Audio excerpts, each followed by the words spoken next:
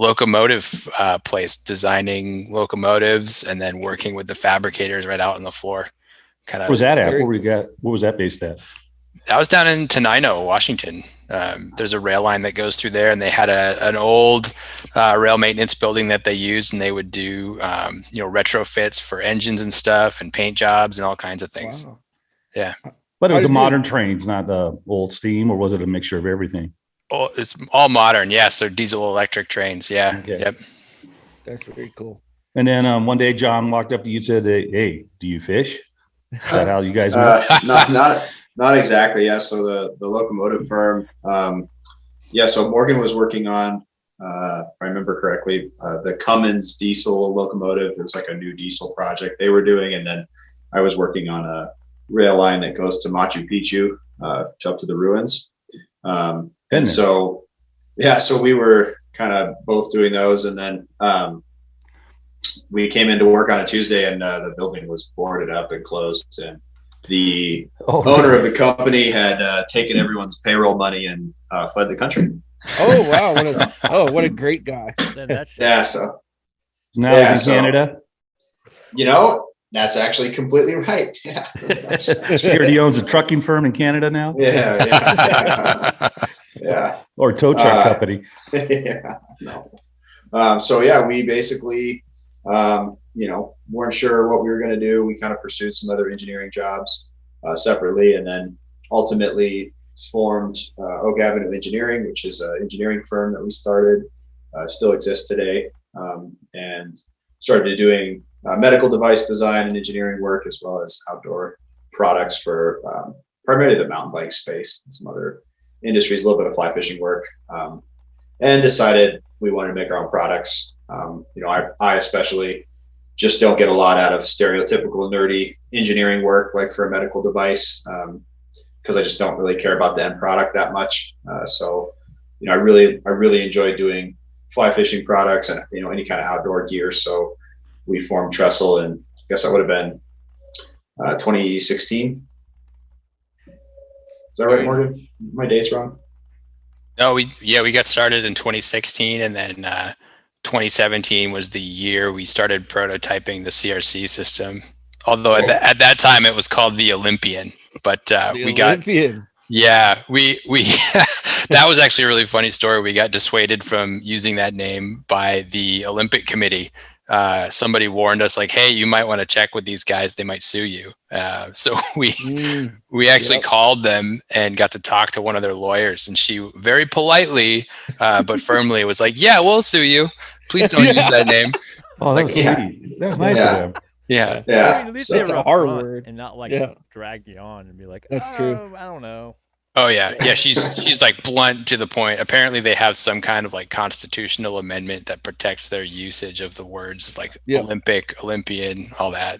Well, that's weird because you got Olympia, Washington, right? So you have a whole city named after that. So. You have the Olympia newspaper. You have Olympic coffee roasters. You have all sorts of things. But apparently they've all got the cease and desist letters as well. They just were brave enough to fight it, and we have the money to fight it. Yeah, exactly. We were early enough on. We said, let's just change the name. Who cares?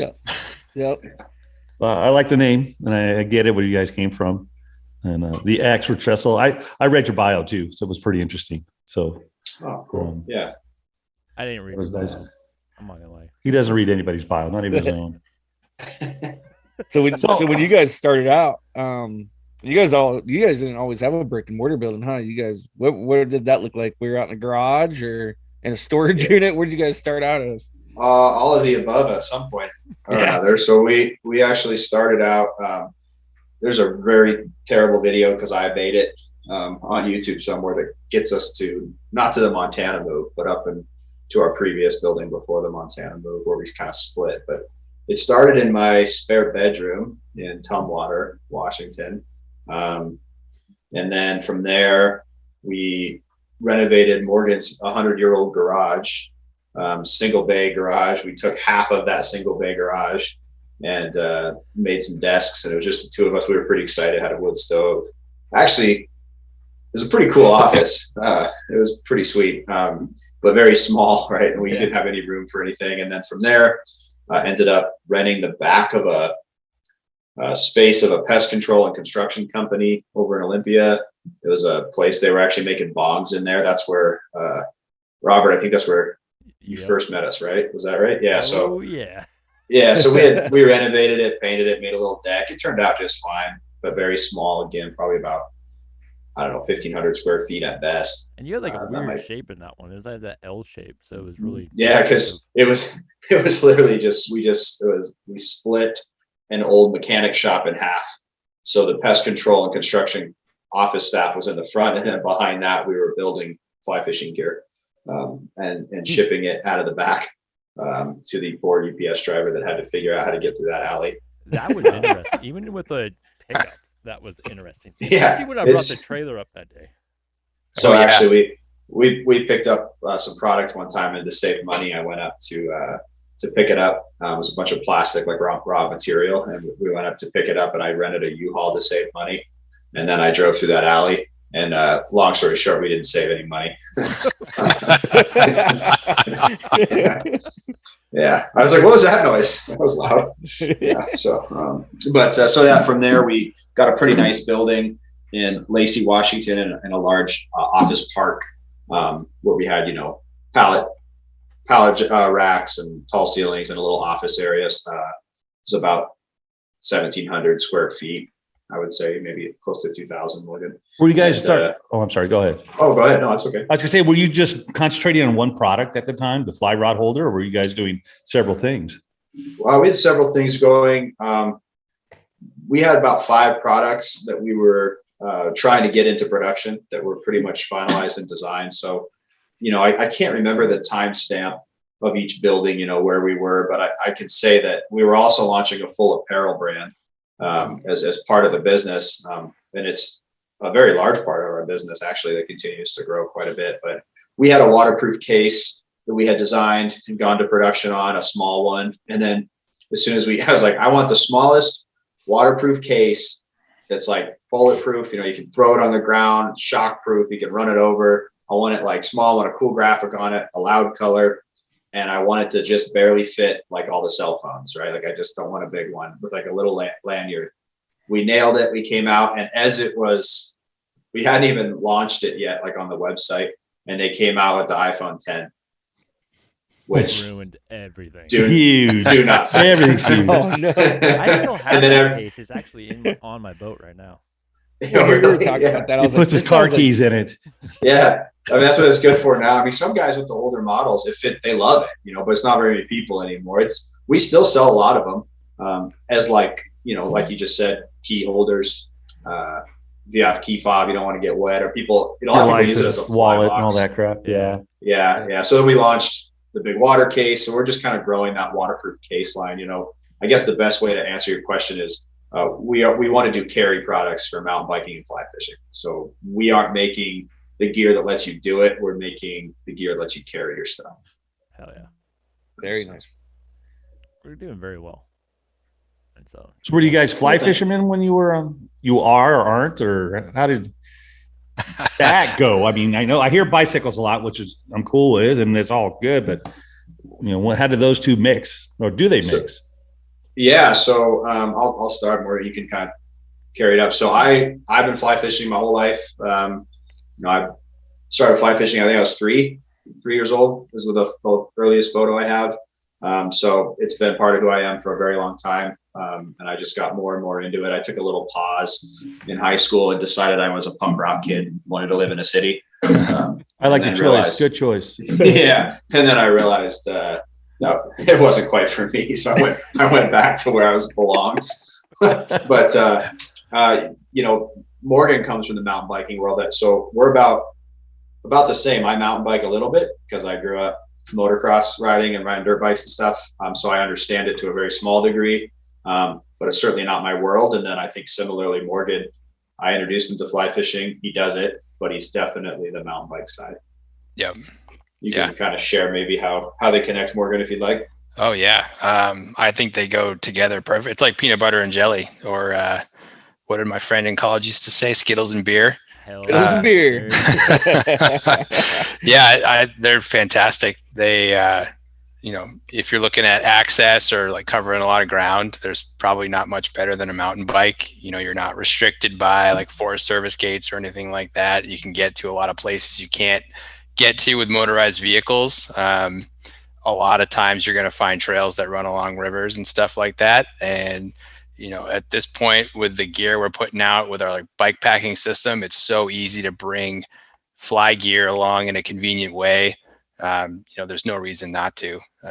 You can find some really cool spots, fish really nice, uncrowded water, and fish places you may not have ever been able to get to before just because you're saving so much time with travel. Or want to. Oh, that's 6 miles one way. Wow. Forget about it. I got a fish right here. Yeah. Well, now I got my sweet e-bike and I can just, lash all my gear onto my rack setup and head out there, and I'm there in 30 minutes. Yeah. I mean, for me, it really spoke to me when we started looking at the company because of the mountain biking side, because I was, without realizing what I was doing, I've never heard of bike packing before. And I certainly wasn't like a cyclist of any kind, but I had bought on Craigslist like a $300 hardtail front. I thought it was pretty rad. I thought it was, and then I showed it to Morgan years later and it is not rad. but anyway, so I was strapping my hand-me-down, one of the original Sage switch rods for steelheading that my uncle had given me. So that rod is a 3-piece and it's got a pretty long tube. So I was strapping out the bungee cord to my, like the triangle, like the horizontal bar on the bike, and putting it between my legs and then putting my waders on and then putting my backpack on. And then I would, in Western Washington, I had mapped out some pretty good steelhead water, but it was really hard to get to. It was about 12 miles on your bike. And so I would do multiple day trips, but what spoke to me about it was that I was on one particular trip, I took my dog and I started pedaling and I couldn't figure out, I crashed. I didn't like eat it, but I basically crashed and I put my foot down. I don't know how many times because the bungee cord was wrapped around my brake cables. I'm just a total idiot and I don't know what I'm doing. So I just kept trying to brake. And anyway, it was when he started talking about bike packing and carrying gear like in an actual legitimate way, and I was like, oh, that would be cool. Oh yeah. You tell them stay away from the brakes. Yeah, exactly. That's one thing that a lot of people don't realize in the Pacific Northwest. I mean, Morgan, you can kind of contest to this. Biking's huge. I mean, it is not uncommon because I live close to Silver Creek Falls, and there's like a really nice freaking mountain biking course up there. And it's not uncommon to come across a freaking $9,000 freaking mountain bike. And it's just like, but when you start talking about packing, especially like for us in the Pacific Northwest, I mean, you got to think about balance, your weight, how you shift, what you're bringing. And because you got to bring, like you said, it's like 12 miles, I mean, to chase these waters. And so you're bringing everything. I mean, the beer, the freaking food. Beer is a challenge for sure. Yeah. And to try to get that all on, to have everything nice and packed and balanced can be a game changer. Yeah. The key is to get the little mini keg. Yes. Because that fits on the rack pretty nicely. It's one piece. Heard. It doesn't move around. Yeah.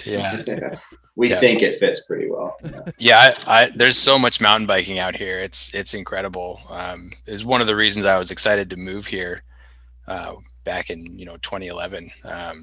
There's just, you see it on the covers of magazines and everything. British Columbia, the Pacific Northwest. It's kind of a mountain bike mecca. Oh yeah. I won't talk about the mountain biking in Montana just because I don't want to encourage anyone to move there. But we don't have any over here. Yeah, we just in a short conversation, man. I'm already intrigued. I'm thinking back in time and I'm like, man, we went on this really gnarly hike up this mountain to get some very rare trout, and oh man, a mountain bike would have been nice, especially on the ride back. Yeah, the way back, exactly. Right. So I'm a little older than you guys. Yeah, mountain bike doesn't sound like fun to me. Now give me an electric bike. Oh yeah, baby. Yeah. Just squeeze and go. Well, we have good news because our products mount to that too. So we'll go something. Good deal. All right. That's yeah, awesome. I've been looking at even those assist bikes. Man, that's a game changer, especially if you're going up into like the Santiam Pass or something where I'm at. and your cooler's empty because you drank all the beer. Oh yeah, I mean, it's like Yeah. it's just write it out. I mean, it's just like Yeah. That's kind of cool watching the probably both sides, because you guys are pretty heavy on both sides of watching both industries like grow and, Yeah. and further, especially. I mean, whether we like it or not, even during this COVID time, both of them exploded. Oh yeah, no And so doubt. it's probably been pretty beneficial on your guys' side too, because people are probably looking at both sides of your sales a little more than they might normally would have. Yeah, Yeah, definitely. yeah. I think that's definitely something we try to show people is like, hey, if you're just fly fishing, you probably own a bicycle. Like, have you ever thought about using it to go fishing? Like, there's probably some really cool trips you can do with the stuff you already have. You just need to, sprinkle in a couple little add-ons and you're ready to go. And it's really accessible. There's lots of fun stuff you can do with it. The possibilities are endless, as they say. They really are. And so, with you guys getting into mountain bike, because that's what originally kind of kicked a lot of this off for the company, wasn't it? Your mountain biking side and all that. When we were doing product design, yeah, we connected with a few really cool companies like Pedro's out of Massachusetts. They make cleaning products and tools and things like that. We did some contract work with them, a few other folks in the industry. So that was kind of where we were like, oh man, this outdoor gear stuff is super fun. Like, I wish we could do more of this. And John was like, I have this idea for this car top fly rod carrier that I've never seen anyone do before. So once that happened, we were like, well, we should probably try and get this done. Yeah. What was that journey? I mean, especially coming into a market where it's been dominated by like one or two companies with, as we all know, I mean, no disrespect to them, but with some stupidly outrageous prices, because there was no other ability to compete with them. I mean, what was it like coming into it, and how did you guys come into the concept that you guys came into? Well, originally we had this, or I had this concept of a single rod that you could use as a rod tube and then extend it out, mount it to your car, and then use it as a carrier.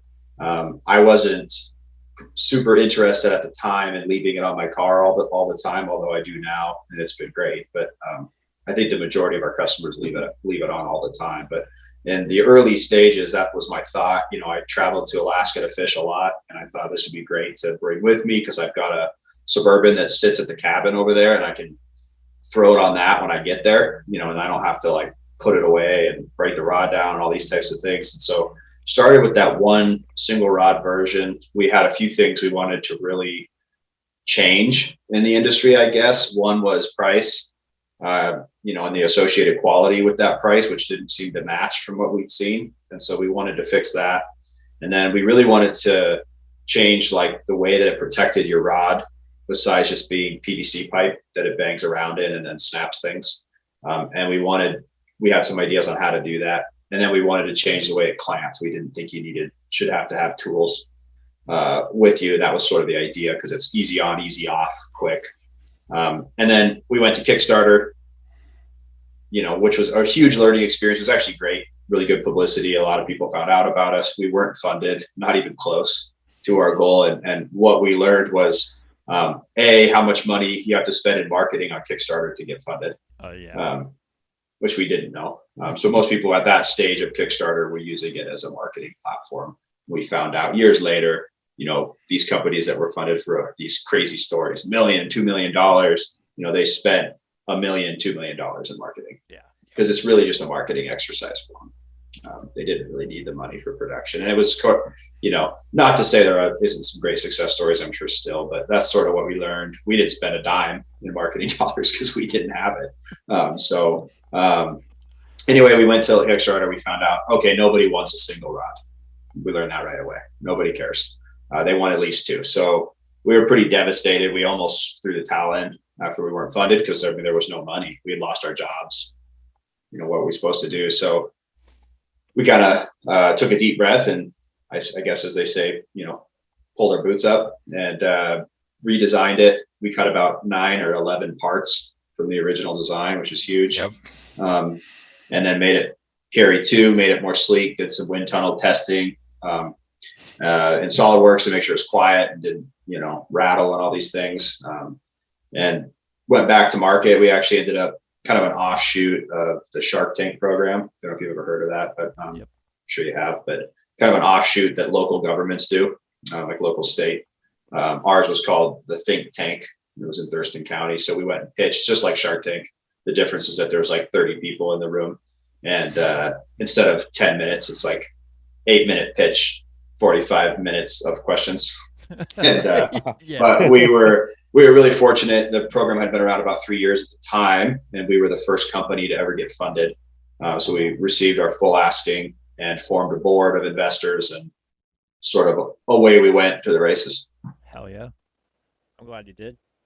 And so, I mean, from the start, the initial one that you guys pushed out to now, what was that journey like? I mean, what was the heartaches and some of the struggles, and what was the good parts? It's like, I mean, other than I got to build a relationship with both of you guys, and it was an amazing journey. Right? I'll tell you right now, your guys' customer service is one of the best that I've dealt with. I mean, and I called you guys a lot.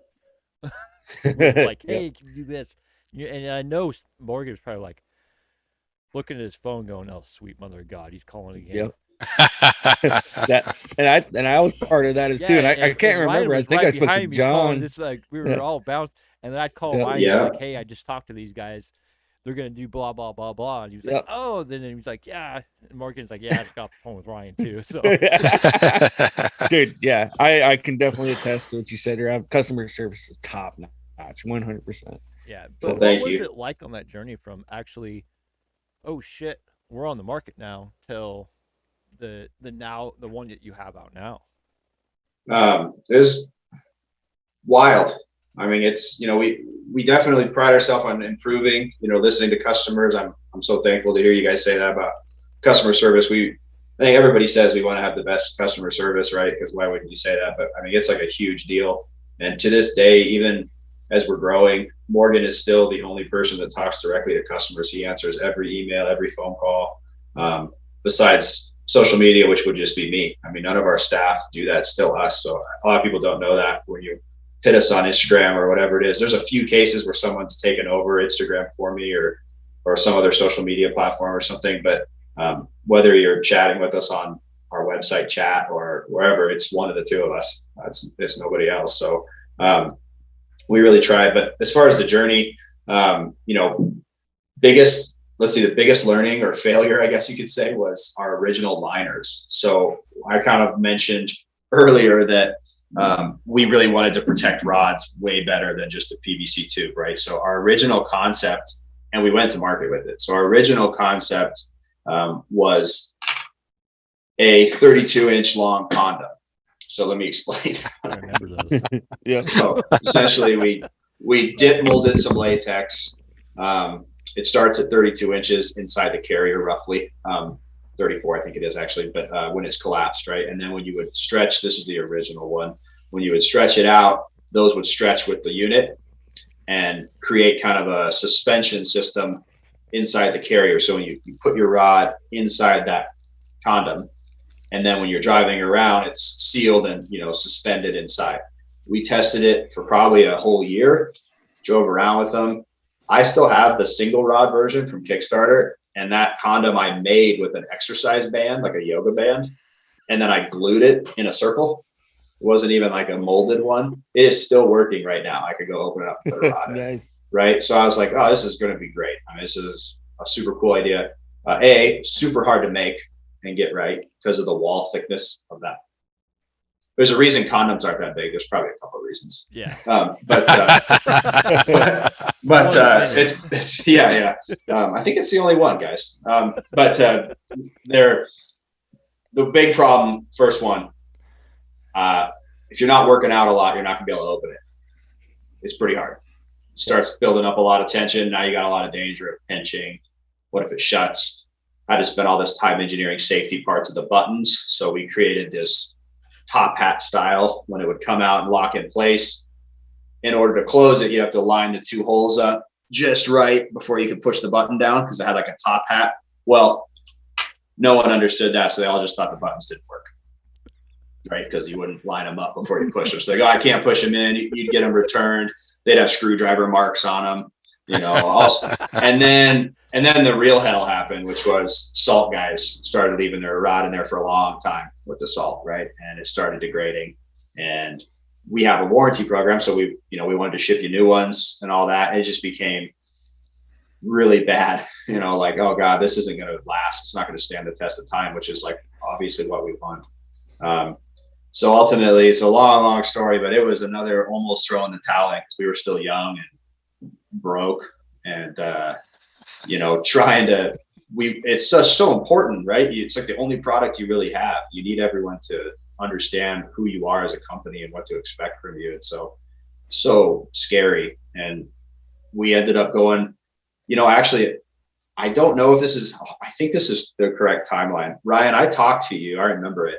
Yep. I built this little camper van with my wife and we were going fishing somewhere. I don't remember where. And I was leaving town and you had reached out about a problem. I don't even remember what it was, or you wanted something. I don't remember, but I was calling you. I was in my van talking to you, and I believe it was that exact same trip. So I hung up with you and took care of whatever it was. And then as I'm driving, I started thinking about those lightsaber flashlight swords from when I was a kid. Yep. Like you'd flip them out and they'd lock in place. Yep. So kind of see where I'm going. We essentially designed a much more robust version and it's been continuing to develop. So at this point, we make those 100% here in Helena. So we sonic weld them by hand. We sand them by hand. We actually, inside each section, we flare it with a cone on a grinder by hand and then sand it so that your rod always ramps and never snags. Nice. And they're mounted on springs, so they still get a suspension inside the system. So you're not banging up your gear. So that was by far, there's been tons of improvements. The locks are different. We've got a little finger hold so people know how to close it just right. Yep. We upgraded from like our springs were plated so they wouldn't rust. Well, eventually it rusts, right? Because the springs wear. So we got stainless steel springs, just all sorts of little things. But I would say, Morgan, you could back me up, but I think the liners were the biggest hurdle. Yeah. Oh yeah. I would say that was massive. And the production that we were doing on them was just so labor intensive and complicated and inconsistent. We were throwing piles of condoms away. Because I remember go ahead. When you originally went to the second, I guess it'd be like the second phase of the insides, because that's one thing about with me and Ryan is it's like I told you, hey, I'm coming across this non-bias, I'm just gonna beat the shit out like I would anything else. I remember, I think when he called you, because I remember right, that's when he blew his liner out. Yeah, could have been. Because we were running meat rods, and we had the bigger eye, and we wanted to put it in right, and it would catch it, and we'd just shred the shit out of it going down. Because I think me and him ran into about this. We were like a week apart. Yeah, it was very close when we did it. And that makes sense. Yeah, that makes sense because we had like a solution that kept them slippery and lubricated, and they were drying out on us. And man, I will say this, the industry, guys like you and other people that we talk to, they really gave us a second chance as far as, hey, I mean, we tried really hard to give replacements and obviously sweeten the deal because it made sense for both of us. But they really gave us a second chance to kind of, like, hey, we're new. This was a bad idea. People make mistakes. Let us give it another shot at it and show you what we can do. And it's been a totally different product ever since then. So it's been huge. And I do want to say this because I think it'll be fitting for this podcast. I've never told anyone this before in any of these podcasts I've done. So we had, as you can imagine, thousands of those 34-inch condoms left, right? And we're like, what the hell are we going to do with all these? They're huge black 34-inch condoms. I've got one here, John. Do you really? Show it on the camera. I've got one here. All right, so we didn't know what to do. There it is. Yeah. I didn't like looking at it. The nipple in there. Yeah, there they are. So we didn't know what to do with them, right? We had, I don't remember, like 3,000 of them or something. And we came up with this idea. We started a little company, and it was called Bunyan Brand Novelty Condoms. There it is. There he is. And, Babe, the big blue ox. Yep. I think it said the world's largest, and I think it said something like there's a disclaimer that said these aren't for actual use. Who are you kidding? Yeah. Or something like Who are that. you kidding? Not for actual use, will not prevent pregnancy. Who are you kidding anyway? Yeah. So we thought, well, maybe we could get some away as gag gifts, and a bunch of people bought them for like bachelor parties, stocking stuffer jokes. Just people we knew, or we could like tell about it. Started a little Instagram page. Ended up selling the whole lot to an East Coast Adam and Eve store. No kidding. Oh wow. Yeah, I mean they never reordered, but I just shipped them off. Thank God. Get these out of my office. Makes sense. Yeah. So anyway, pretty funny. Somewhere out there, somebody went to an Adam and Eve store in Massachusetts and bought a Dude, that's epic. That's That awesome. is epic. And to kind of back up a little bit on your guys giving you a second chance. I tell you right now, what it was, at least for me, really honestly was the personal touch and the customer service. And it's just like whether or not I got replaced or not, I was like whatever. I was still going to use it. I still was using it when it broke. I was just like, just keep running with it. I don't care. But it really was the customer service because you had that personal touch, and I love that you guys are still doing that. Like if you guys are listening to this and you've never ordered anything from Trucks, just go order something. I mean, it's just like we'll have all their shit below and link on their stuff. It's not just. I mean, you're that way from. I seen you excited. I remember the day I came up. I think it was the first or second time. It was whenever that I brought the beer up last time. And your expression and your personality and just your whole feeling from being excited of putting the new tubes in, because you guys were nice enough I mean, I drove up there and I think I was going to fish the Yakima, and you swung in and you guys were nice enough, you dropped everything, swapped my tubes out, and then you were just excited about that, and then you were like, hey, I've got something. And that's right before you launched your fishing shirt. You're like, you gotta check this out. And your excitement was even in your clothing. And that's what I loved about it. I mean, you guys have passion across the board from the nipper side all the way down to your shirt side. It's not just, hey, we're going to make sure these guys are good. No, you're like, I want to make sure all my customers are good. I want to be just excited to push this product. And I love that. And that's what keeps me coming back. And it's just like, and you guys keep it professional and love it, but you guys also take the time to enjoy it with your customers. I mean, it's just like from meeting you in person to giving you guys shit during your virtual freaking fly tying, whatever. So it was fun. It's been forgot about that. Watching you because I've had the chance to watch. I remember when your guys' Kickstarter came out, and I've had the chance to watch from the very beginning, all the way up until now, and it's just, I love seeing when you guys push out because a lot of people think, and a lot of unfortunately a lot of companies do, they just push product out there just to get it out there to get the time and investment you guys put behind it and the heart is absolutely amazing. Yep. And that's what I think is gonna keep paving the path for you guys as well. I don't think that's gonna stop at anytime soon. No, we definitely don't plan on it stopping. That's for sure. Yeah. So is the main store out of Montana now, or are you guys still mutual? Is it shit here and shit there, or is it? We've totally kicked Morgan out of the company. He's gone. I don't blame you. Yeah. I'm actually in a storage unit here in Olympia. Well, you are close to Portland. Just saying. Yeah, Morgan's in a tent. Yeah. So we split. So as far as locations, so operations are ran out of Montana here. So we do the manufacturing, the assembly, and then like all of our fulfillment here in this office in this building. And then our corporate office is in Olympia, Washington. So engineering and sales currently are ran out of there. And as we start to continue to grow like this, hopefully like customer service will be run under Morgan there. Because as you guys were talking about, Morgan is, I mean, I can't say it enough. The guy, he's incredible at it. Morgan's not a people person. He's a stereotypical engineer. Like there's moments where you talk to him and you can't tell if he's happy or sad or depressed or what's going on. It's like a robot. But when it comes to talking to somebody, I mean, you can have a really hard time getting him ruffled or annoyed, or he's patient.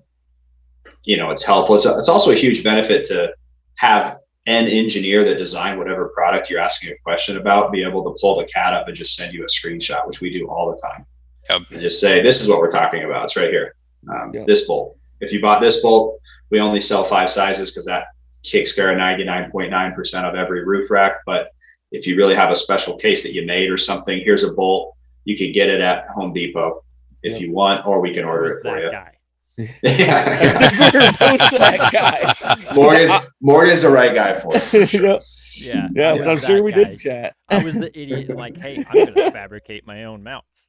And I do this. And like, how big is it? And you're like, well, yeah, but you got to do this, this, and this. In the beginning, we helped a lot of people with some really weird mounting situations. They're like, oh, I've got this custom one-off rack. It sits 2 millimeters off the roof of my car and it's got a T-slot. And we're out in the shop like, well, how are we going to fabricate something that fits in this and like get this guy set up, and it was like anything to get people up and running. And that's another really cool thing too, is at first we just had the one clamp size, not because we thought it would be the ultimate solution forever, but because we're bootstrapping the whole thing. So that took care of the majority, like the maximum amount of racks that we could. And now we've got multiple clamp sizes. So we're not doing hey, you have to fabricate this basically ever. But because we did it for so long with only one clamp, we usually have a pretty good answer for someone that does have like a weird situation. Yeah. So, I mean, because I remember when I showed up to get my liners fixed, I fabbed my own mounts for my permanent mounts. And it's like it was just flat steel. And I was able to get up in there and bolt everything down. And it's just like, hey, this works. And he's like, yeah, I mean, I don't see why not. I still tell people about those Unistrut nuts sometimes when they've got some kind of oddball mounting configuration. It's like, oh, I want to bolt this on the side of my camper, or, I want to mount it in my truck bed and I don't have any rails or anything. It's like, okay, well, here's some suggestions to help you get started. I hope you're handy because, and lag bolts, Unistrut, aisle 29 and 32. He's got it. I think the first one I picked up and all that, man, I fabbed pretty much everything around for mounts. It was cool because if I had any questions, I wasn't just talking to somebody that knew how to sell the product. I was talking with somebody that knew the product literally inside and out. So I was able to ask those dumbass questions like, well, can you do this or can you do that? And you're like, well, you can't do this, but you might be able to do this. Yeah. And you guys were thoroughly interested, and I love that because I'd shit something out. You're like, oh, you got it to work? Yes. Can you send me pics? Yeah, not a problem. And I'd send you pics, and you guys would be like, oh, it's awesome, great job, man. Yeah, that's one of the coolest things we see. It's like a huge compliment when somebody's like, "Hey, I've got this custom truck bed rack, but I made these brackets specifically for my CRC system." And it's like, you did that for our product, really? It's so flattering to see people putting in the time and effort to do that. It's really cool. Yeah. I remember being excited calling you guys, dude. I just smoked this freaking 10-inch stop barrier in this parking garage. I remember that as a huge damage, and I was excited that it didn't break. It was awesome. The failure testing was successful. Absorbed it. And it literally. So at the time, for the people that are listening, at the time I had $500 freaking rack system, just a bed rail system on my truck that extended, and I had the racks up there, but that's when they were permanently mounted. And it literally shifted the front fork at almost at a 45-degree angle, but it kept the whole rod system was straight. It still stayed straight, and there was some scuff marks in the plastic on the real cover, but that was about it. And I mean, if anybody knows me, I was like not even paying. I think I went through it like at like 30 or 40 miles an hour in like a 10-mile lane. And so, I think that's speeding, Robert. Slightly.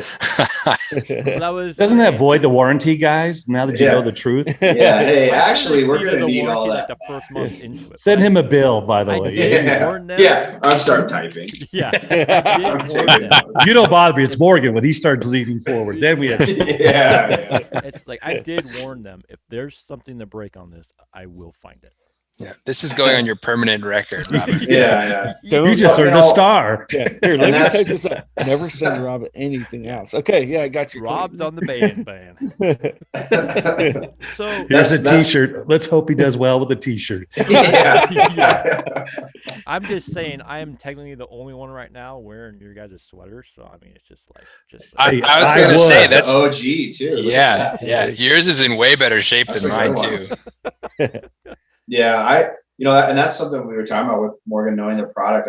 I think that something that I do a bad job when I talk to people about expressing, but Morgan and everybody in this office knows it because I'm a lunatic about it, is like we don't, and we never want to make anything that we just put, it's already made and we put our name on it. It's just not what we want to do. I mean, with our engineering background and just the way that I am, like our T-shirts, for instance, like those are custom sewn. Like I'm not a clothing designer, but I don't like bad clothes. And so I like, even down to our T-shirts, it's like, I want this size here, this material, this blend of material. I want a tag over here, no tag over here. And, whatever we got to do to find that. I don't want to just buy a box shirt that's itchy and then put my logo on it, because what does that say about my fly rod carrier if that's all I care about?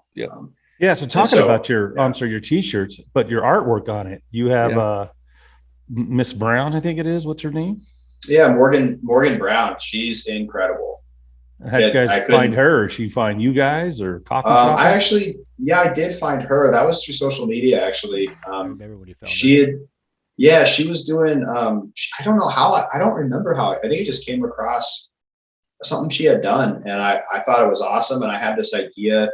My dad was in the rodeo. I'm not a rodeo guy, but my dad was in the rodeos when I was young, and I thought, it'd be really cool to do some like Western theme, kind of fun cartoon stuff. And I just kind of started thinking, and for whatever reason, like all those concepts, except for maybe, I think the bike one that Morgan helped with, they just came to me like in one car ride to the gym, like one after the other. Like, what about this? What about that? What about this? And I was like, man, that doesn't ever happen. Usually I sit here forever beating my head against the wall. So I provided the worst portfolio of concepts you've ever seen. There's like a PowerPoint with screenshots of like, I like this fish and this wagon, and put some stuff in it and like make it not look bad, please. Like that's literally, if I shared it, that's the language that was on there. Yeah. Thank God you didn't whip out that condom. And this is the size I'm looking for. Yeah. I think it would have been a no-go. But what's super cool, and that I hope Morgan doesn't, I don't think would mind me saying this, but we actually worked with her. We usually switch artists each year, right? We've worked with 4 different artists at this point, and I believe maybe 5. I think for sure 4. Morgan. And we worked with her. Yeah, 4. We worked with her 2 years in a row for the current one with our River Bum series that we're doing, but obviously the Tumbleweed series that we launched 2 years ago. And she's just incredible to work with. And the thing that was really cool is when I reached out to her on Instagram, she was doing some small stuff, and trying to kind of do her thing. She had a full-time job marketing and doing other stuff. And I believe right now she is, and as of for the last year, full-time, only does freelance work for, exploded. I mean, hundreds of companies. And I never told her this, but half the ones I see, I'm so jealous because they're so rad. Like, oh man. Yeah. Like, why didn't I think of that one? Like, oh, that's awesome. So yeah, we actually have been, we weren't the first to do a a cowboy on the back of a fish. That was the first. She designed that herself as like an original, but certainly people have done it, over the years, I think, in different ways and different fish. Weird story about that. I had a customer send me a picture of a collectible Disney statue in a toy store, like an antique store, of a cowboy on a fish. And there's like, hey, is this where you got your shirt idea from? It's like, no, I don't know what that is. All the time. We've now had 5 messages of people tattooing it on them. Oh, that's awesome. One message was 3 guys and it was on their ass. So hey, that's some dedication. I remember. Yeah. So that happened. All right. Yeah. I was like, I taking it as a compliment, but we sent them all free hats. That's That's epic. I remember when you guys launched that the bucking ground shirt, and I was like, man, because what blew my mind was the first I guess like it was a sun shirt, like a sun hoodie, right? But everyone's like launching these sun hoodies, but it was almost like a product launch for a sun hoodie. There's all these different angle pictures, because you were talking about that earlier. Like, I want the tag over here, I want this there, and it is all those details, man. I was thinking about that. I was like, these dudes pulled it off. They just launched a shirt like a product, and they're gonna kill it. Yeah, that sun hoodie's very popular. We actually we haven't showed anyone. If you guys want to see the new color. Yep. I got to see. Like, don't we have a drum roll or something? Lights? Do we have something? So we're doing a sage green version of it. This is a terrible lighting, but this is actually much lighter color. Like, this shirt is tan. Wow. If that helps. So it's a sage green bucking ground. It's going to be coming out. So here it is. So the salt guys will be happy, because that kind of sandy off-white color is not the best sitting on a skiff. So. Oh yeah. Yeah. So I appreciate you saying it. I love that sun hoodie. It was me too. A lot more difficult to get a print like that than I thought when we first started designing it. So yeah. Yeah, like I said, you were like a 5-year-old in a candy store when you showed me that box. You were like, oh, you gotta see this. You opened it up, and that's the big thing. And Ryan, when I was there, I remember him saying, "We put the tag here, so it's not like fucking with the back and all this." And I was like, hell yeah. Oh, I love to hear that. That's awesome. Yeah, that's awesome. So, all right, so we are a fly fishing show. We talk about fly fishing and all that's surrounded. Before you talk, since we're still talking about the thing. Oh yeah. Explain on the rod holder why the end of it is like it is. Why upright? Oh yeah, so reels up. Few different reasons. The biggest reason is to protect the guides on your rod. So if your reels are facing down, they're going to ride on the guides, it's going to stress the ferrules, and that's generally where they break and where they get screwed up. The other reason, when you're putting the rod in or taking the rod out, stag. You think about putting your head overhead like this, right? You're trying to put it in. If they were the other direction, you'd have to bend your rod and put pressure on the spine to try to keep it from hanging up as you're putting it in there. And that's another area where you're going to catch and potentially have a problem. And then obviously you're riding around, it's protecting it, but there's also benefits like hash clearance, right? So when you're flipped the other way, the reels hang down. If you like the topper on my truck, and it can't open all the way, I have to push it all the way forward if I had the reels the other way.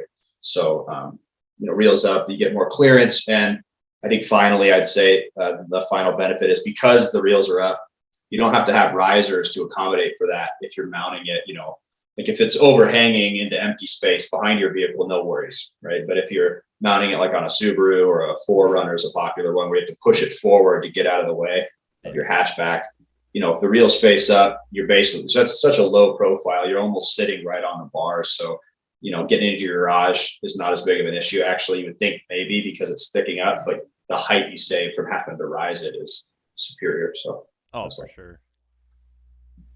What were you saying, Gary? Oh, I just something about fly fishing. Yeah, I just want fish stories. I want to hear some fish stories. Morgan, we'll start with you since you seem to be the taco. better of the two fishermen. Yeah, put the mountain bike guy on the spot. Yeah, there we go. Yeah, Oh, you saw that? God, I thought I'd get that by you. I was ready for you, man. I was ready for you. Yeah, I started out fishing when I was a kid, but just like bait fishing when we went camping and stuff as a family, catching sunfish and then using the sunfish to catch bigger fish, that kind of game. But yeah, after I met John, he was like, "Hey, let's go fly fishing. Let me show you this thing." And he took me to this river that I'm not allowed to name. That was the first thing I learned about fly fishing. Yeah. We don't talk about fly fishing. Yep. First rule about fly fishing: you don't talk about fly fishing. Yeah, and he's like, "Okay, we got to make sure, we're like check in with the landowner, make sure, they're not going to be upset that we're here." It's like, okay, yeah, cool. Like drive down the farm road, try not to get shot, park, and then hike, 6 miles through the woods, not on any kind of real trail, just a game trail. It's a Montana trail, Morgan. And yeah, Montana trails don't work in Washington State though, because it's all just completely overgrown. Yeah. But we pop out on this river and we start, heading upstream, and it's literally just a canyon, just like Stonewall Canyon. So caught my first rainbow on that trip, which was awesome. That was a great experience. Caught a whole bunch of whitefish too, which was a little less exciting. They're a blast too. Yeah, that's what we were targeting, Morgan. We were looking for whitefish. Oh yeah. You gave me the easy pickings on trip number one. But we ended up rock climbing through the canyon to get to the different sections on the river because it was pretty low and pretty deep and narrow, and the walls were just yeah. So thankfully it was pretty warm out. So when we fell in, it wasn't too bad to go swimming. Fell in? You mean like out of a boat or someone pushed you? No, just like fell off the rocks. Like no, Gary, we're not like you and fall out of boats. Just checking because it's happened. We're not talking about it. He has no idea what he's talking about. He's only heard stories that are not true that we've made up. Yeah, so good swims are always good. I enjoy a good swim. On purpose or on accident? Yes. Good answer. When they happen. Yeah. I'd like to make them happen, but a lot of times they just happen. But. Yeah. Would you like beer or whiskey? Yes. Yes. Yep. One here, one there. We're good. Yeah. So with you talk about beer, with you pushing to Montana, you missed all the different breweries and beer styles? Yeah, you brought up the other code word, beer. Yeah. There's no beer in Montana. Yeah. No. There's nothing here. It's a desolate wasteland. Don't go there. So I mean that's such a different aspect. I mean, you couldn't. People think about it. I mean that's a big learning curve too to think about going from the Pacific Northwest, which a lot of people don't realize. They think, oh, it's just you just go out to the rivers and fish. No, it can be pretty fucking nasty around here if you don't pay attention. We have some treacherous areas. I mean, it's not necessarily easy, especially on our Portland, side Oregon. of the mountain range where like me and Morgan are. We're both on the west side. It can get hairy. I mean, there's spots in the forest where you can walk 10 feet and you might not make it back out. Yeah. And you just disappear. And then once you get on, like, let's say the Yakima side or the Deschutes side for like me, you look at a high mountain desert and you can fucking see miles. And it's just like, it's such a different. And then you go to Montana, and it matters in Montana where you go. But I mean, shit, you can jump on a river in Madison and see 50 miles down the road, and then cross over to West Yellowstone, try to fish there and see like 5 feet and stuff. So, yeah, it's just people got to realize. I mean, that's what I love about Hugh here in Morgan. Say, oh, we did this ravine. That shit's for real around here. Yeah, that particular one. Yeah, it's very real. Like the grizzly bears and stuff, but I mean, cougars are the only thing around here that make my butt pucker. But other than that, dude, Mother Nature will fucking get you if you're not paying attention. Yep. Yeah. Anyone who says there's no cougars around is nope. You're wrong. Yeah. We got them 10 miles outside of town. They're around. We have one that rolls behind our freaking middle school, and that's less than 3 miles. And I know he's been through our neighborhood because 2 people have seen him so far. Yep. And stuff. So Crazy. Makes it interesting. Mhm. All right, John, give us your best fish story. Best fish story. Well, my favorite, I don't know if it's the best one, but my favorite one is Those are the best ones. Okay, got it. So that one, I would say, so I was in Kodiak, Alaska. I was, it's probably about 8 years ago now, maybe 10. And we go on a family trip. We've been going for about 15 years, a little more than that. And we swing for king salmon. And it was a really tough trip. Water was starting to get blown a little bit, a lot of rain, really low counts coming in for the kings. And I was swinging this run just down from camp. So, it's a really remote area. You have to take a float plane in, they drop you off and you're there for 12 days. We didn't used to bring sap bones because my dad thought that was like quitting or something. I don't know. But way out, and we're not going to. I don't know what his deal is. I can't wait for him to hear me say that. But yeah, he has like a death wish when we're in Alaska. He doesn't carry a gun. We see about 30 pairs a day. I don't know. Anyway, so I was swinging, really tough fishing. I think it was day 4. I hadn't even hooked a fish. I hadn't even turned one. And I'm just, 3 casts, take half a step, 3 casts, take half a step. I would fish the whole run, go back to the top of the run, I was fishing Skagit heads, I believe. So, I've changed the tip, try to get into a different water column depth, just methodic, just going through similar to how you have to do in steelhead and the PNW sometimes. And ended up finally, hitting one. And I felt it stuck, set. It was fighting super weird. I was really worried I foul hooked it, which is almost impossible because there's no kings in there. You're swinging a fly. So I don't know how I would even do that. But when I say no kings that year, there's usually, let's say, 4,000 in the system at that time. And I think there was 25. There's like no fish that year. It's actually closed now, that particular system for kings, because the runs have been so bad. But at the time, I think we were just early. They were just a late run. But anyway, hook him, fight him for what you would expect a 30-pound king. That was about 30 to 40 pounds is like a big fish in that river. And they're hot. They got sea lice all over them. It's a kick. So I'm fighting him. My cousin runs down to help me land him. He's going to tail him. I'm trying to get him in. I'm just getting my butt kicked. And finally he's trying to come in. I'm like, just grab is he foul hooked or where's the hook at? I'm like trying to figure it out. And he's like, it's not in his mouth.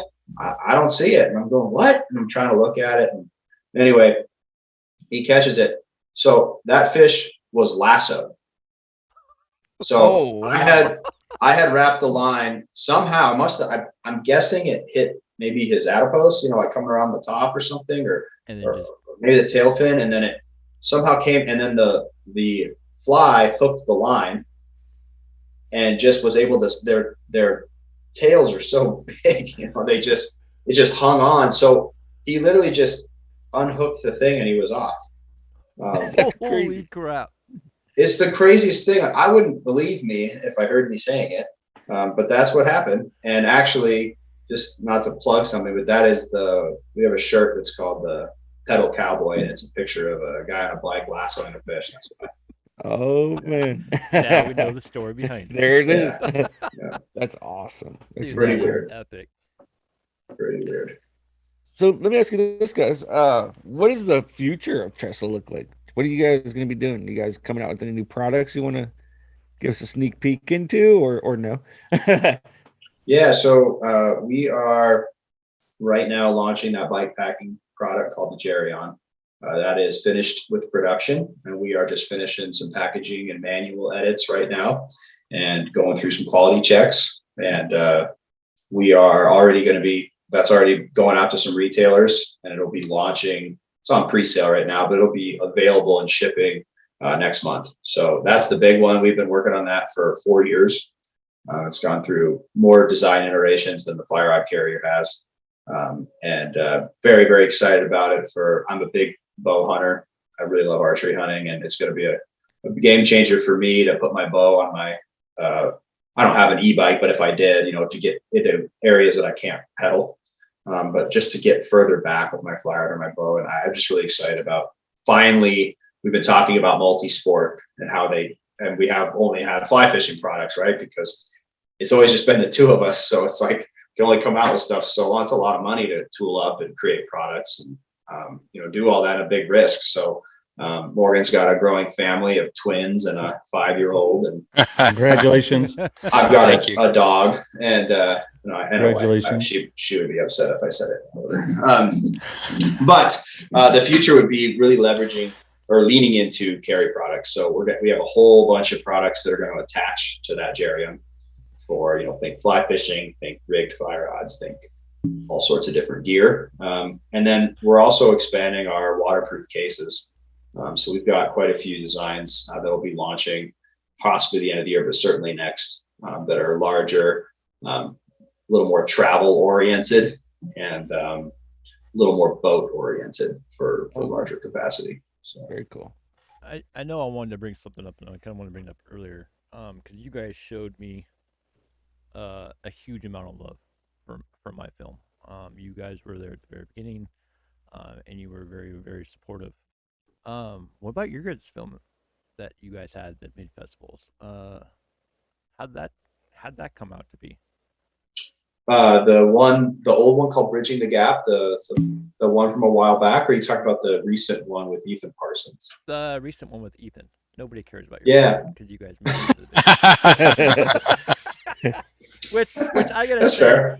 For people that don't know, Morgan and John helped me out with my film on where to go, kind of who to shotgun, and they gave us the idea really to target the Montana Fish Film Festival, and mine was able to get in. Unfortunately, the year that mine made it in was the year COVID hit, so not really anybody got to see it. It was the perfect storm for a shit show, to be honest.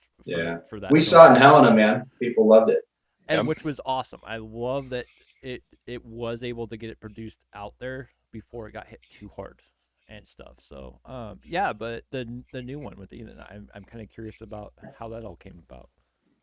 Yeah, so Ethan Parsons, if you're not familiar, he's in Idaho, and he's kind of this younger angler. I think he's 19 now, could be 20. Sorry, Ethan, I think you're 19. But and Ethan had reached out to us. He showed me this. So a lot of times you get like messages, right? And it's like a video, but you can't see it because it's like you have to accept it first, and you're never sure if it's a spammy something. So I opened it. It's him in his wheelchair, and he's axle deep, maybe a little more in a river, and he's trying to, and I don't mean trying, he was fairly successfully snap T casting with a single hand, like 5-weight, which I don't know if you can do it if you have the right line, but it's not easy. And he has no choice because he's got no back cast. I mean, where there's no room behind him. So I was just so blown away just by those clips and those pictures. And when I was here in Helena, and I found out he was just over the pass right into Idaho near Wallace, and I thought, I gotta talk to this young man, and I didn't know how old he was. So the first call I had with him was with his mom. I just wanted to talk to him and hear his story, and I was just incredibly moved. And I say this a lot. I say it in the film a little bit, but I just every time I talk to Ethan, I feel pathetic for being stressed and upset about things in my life, because the guy's the most positive human being I've ever met, regardless of his current situation and things he's going through. So it makes you feel pretty ridiculous and kind of silly. And anyway, he just was so passionate and kind of new to fly fishing. He had this, essentially he has Chiardia malformation, along with a few other tumors and some issues. And basically he was in high school. He kept falling asleep, got in trouble for sleeping in class, got kicked out and sent to detention. And finally was like, I just can't. On his way out to the car, his legs stopped working. And although probably not the whole story, that was the last time they worked in the normal capacity. And at this point, they don't work at all. So essentially it's, he's got tumors in the back of his head, and his brain fluid is leaking into his spinal column. It's essentially what's going on. His mother and him, he was a single mom, and they exhausted all their resources and efforts to try to find some way to help him or understand. And essentially just, they couldn't figure anything out. Nothing would work. And they can't get a spinal tap because it would kill him. It's a high risk to pull that fluid like that. And ultimately a whole, years of doctor visits they went through. And then COVID was hitting, and then Seattle Children's couldn't see him anymore because he wasn't a minor, and just all sorts of crazy things. And he basically just, I don't say give up in the fact that he gave up, because he didn't. Yeah. But I mean, he just decided, why am I doing this? The surgeries, if I do get them, are so risky. I might not even make it. And even if I do make it, it's a low probability anything will be better. And so he just decided to live his life. So he just started fishing and hunting and going out with his friends. And he loves to go four-wheeling and like Jeeps and stuff. And so I was like, pretty blown away, and moved. And so we had done some work years ago with a off-road wheelchair company called Grit. It's a MIT startup. They do this really cool with mountain bike wheels and stuff, and reached out to them. I thought I had this great moving story, so they would just donate a wheelchair. Well, it turns out everybody that needs that product has a pretty moving story. It's pretty humbling when you look at the back. Yeah. You're like, oh, wait a second. Yeah. Oh, I'm just excited. So it was so cool, man. So we donated the wheelchair to him, and we got as many brands as we could to hook him up with gear. I mean, so cool to see him come out. He got rod holders from Okros on the side of the wheelchair. He got Drift sent him waders, and jackets, and Costa sent him glasses. I mean, he got a fly rod from the North 40 Outfitters offshoot company that does the Montana fly rods. Oh yeah. And like, been up there a couple times. A great guy. Yeah, just so much gear and support. And then Joey Mara, who is Waist Deep Media, who does film work and things. He separately, after we had done this kind of like, we showed up in person to Idaho and gave him all this stuff. Got to meet him and give him a hug and talk with him, take him fishing. Fished with him a few times since then. And Joey wanted to talk to him, Joey Mara from Waist Deep, and said, I want to do a film. Do you think Ethan would be okay? I'd love to tell his story and try to spread the word about what's up with him. And I said, you better talk to Ethan. I don't want to speak for him. I want him to feel comfortable. Long story short, he did, and Joey did an incredible job on the film. I got to go attend and fish with him in Eastern Washington and in Idaho. And then they did another trip to Montana that I wasn't able to go, but Joey showed up and helped him. And a guy named Tyler is in the film, who works at North 40 and knows Ethan before the accident and then after. He works at the fly shop there and took great care of him. So we basically just showed him fishing all summer long in all these different areas and teaching him when we could and helping him where we could, and kind of ending the whole film on, a note of whatever you're going through, just, keep your head up type of a deal. So absolutely. Yeah, we unfortunately got nixed from the F3T at the last second, but I do want to say that it's definitely going to be, the feeling. It's going to be seen. It's they're looking at ways to do it, and Joey did a great job on the film. So big shout out to him. So is it out like anywhere? Did you push it out? No, not yet. No. So he's still trying to lock down. Joey is the filmmaker, and those guys trying to lock down a place to actually show it before they do like an online release. The trailer's out. We were really thinking we were at F3T. They had told us we pretty much were, but they just made some cuts at the end there. Like I said, I exactly know that feeling. Yeah. Hopefully they get it in. I know the heartache, and I know this isn't your guys' first time pushing stuff out. Which, by the way, I mean, your guys' first film was kind of what helped me, like, initiate mine. And we'll have a link below. Because where can they find your first film at? It's on our YouTube channel. Okay. And I love the story because it's about everybody deserves to go fly fish, and we had such a ragtag group of different people. It was our first time ever doing something like that. I've never made a movie.